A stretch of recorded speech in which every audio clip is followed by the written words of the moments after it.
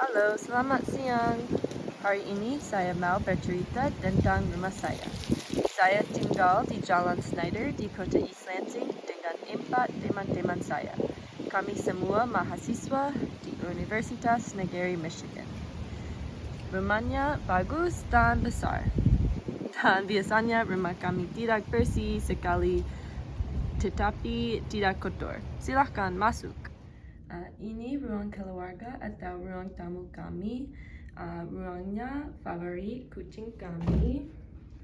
Halo Weezer. Kucingnya namanya Weezer. Dia kecil dan ramah sekali. Dia raja di rumah itu. Ada banyak mainan di Weezer di ruang ini. Dan biasanya Weezer juga suka duduk di depan penamas ini, heater, karena panas. Di ruang ini kami bercakap-cakap dengan teman-teman atau tamu kami dan menonton TV. Biasanya ada TV di ruang ini, tetapi sekarang itu ada di ruang satu lagi. Teman-teman rumah saya suka menonton kartun di ruang ini. Dan di sebelah kiri pintu masuk ada banyak sepatu. Di sini ada Weezer. Weezer sedang duduk di depan pemanas itu. Halo Weezer.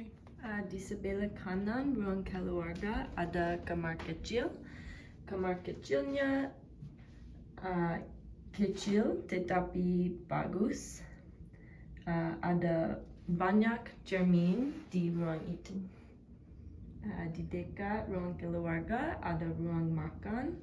Saya suka ruang ini karena ada banyak jendela dengan banyak penerangan. Bisa duduk di dekat jendela ini. Itu tempat yang bagus untuk membaca. Kadang-kadang saya membuat PR di ruang ini. Kadang-kadang kami makan malam bersama di rumah ini. Ada banyak tanaman di ruang ini. Paling banyak tanaman hidup, tetapi beberapa tidak hidup. Di sini ada tanaman sedih. Dapurnya ada di sebelah kiri ruang makan.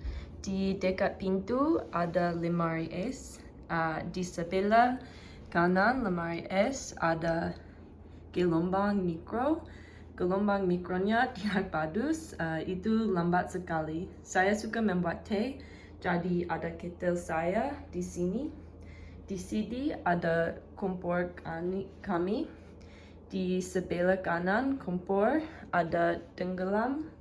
Biasanya ada banyak peralatan memasak kotor di tenggelam. Ada banyak orang, jadi ada banyak piring-piring.